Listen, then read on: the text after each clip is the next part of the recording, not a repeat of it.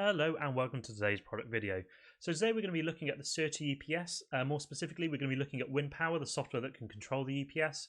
Going to go through some basic settings such as getting the UPS to actually turn off a virtual machine in ESXi, as well as email reporting and also generic alarms, and even making sure the UPS doesn't actually sound an alarm because it's in my house at the moment, so it's going to annoy all my family. So let's just go over our ESXi configuration. So we've got a Windows 10 machine. It can be any machine. It can be a physical server if you wish to do so. All we've done is connected the USB port of the UPS to the hypervisor and then told the machine to actually pick it up. And then the last thing we had to do, so we can actually tell the ESXi platform to start powering down hosts, is under Manage, we have enabled the SSH command and session. So it's auto going to start with host, so we can actually tell the ESXi platform to power down. Okay, so moving over to our Windows 10 machine. So on our Windows 10 machine, what we can now see is our WindPower software. So it's all powered on. Great. So first things first, let's just start actually naming the UPS. So we're just going to go to Device, going to go to Device Control Parameters. We can see here that we've got the audible warning, so it's actually set to silent already. But we can turn on, energy saving if we want to, automatic reboot the UPS, start enabling self-testing, actually change the input range as well as the rated voltage type.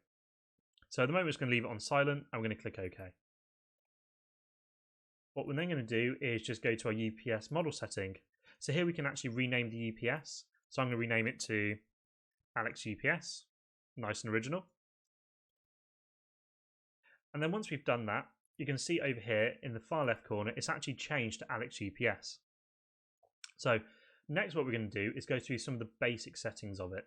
So let's first start up enabling the email setting. So I'm going to pop in my email address here.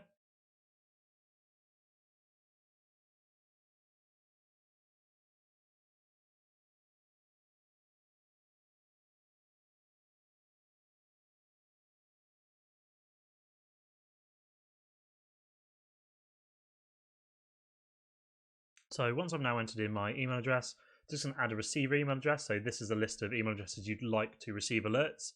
And we can actually see down here, we can alert on lots of different UPS messages. So I'm just going to go for something basic and just go UPS low, UPS failed, for example, and short circuit. So let's add an email address for the receiver.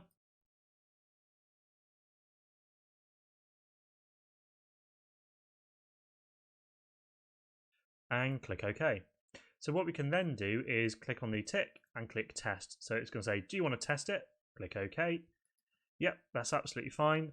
And then in a minute or two, I'm going to receive an email address and I'll just pop it on screen and show you what that looks like. Okay, so now I've received the email, let's actually configure ESXi to shut down a virtual machine based on an input from the UPS. So I'm just going to go to Device. I'm then going to go to Shutdown Parameter.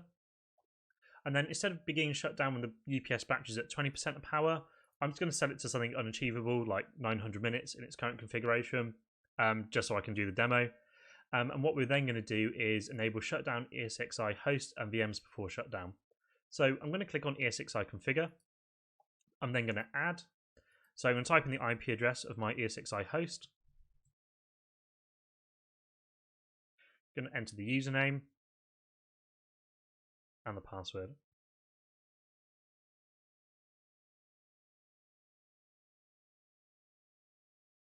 And then my shutdown action, I've got a few options here, so I can either go to standby, power off, or shutdown. So I'm going to go shutdown, so it does a graceful shutdown of all the virtual machines, and just click OK.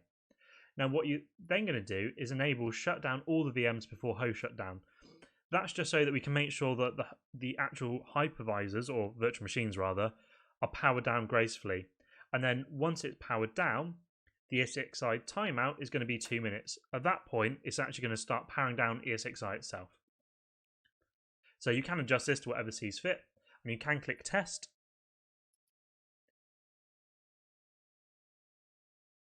And that test is going to say, shut down remote ESXi host, test is OK. Perfect. So now I'm going to click OK. What you notice here is you can actually shut down other devices as well. So it's not just ESXi. Anything that's a Linux, Unix, or NAS that can be accessed by SSH, you can actually configure the commands for as well. What you can also do, if you really want to, is accept a remote signal from another agent. So if you wanted to, you can actually allow a remote device or a remote agent, say you've got a NOC or a network center that's managing lots of different UPSs all over the world. You could actually have different agents locally on those sites and inject the command to actually shut down those as well, and inject that agent from there. You can also run certain commands for shutdown as well if you wish to do so, and the remote agent shutdown is available down here. So we can then do a conditional warning and alarm preview as well. So I'm just going to click OK to this. Now, it's only going to take effect once I actually remove the power. So I'm just going to remove the power now, and then you'll see what's going to happen on screen. Now, show you the command window. You can now see that actually it's been overlaid, and you can see that the host is now gone, or rather the virtual machine is now gone. And in a couple of minutes, once that's powered down, ESXi is actually going to shut itself down as well, and there'll be no response from ESXi. So as you can see, the ESXi host is now shut down, and that's it. So thank you for watching today's video.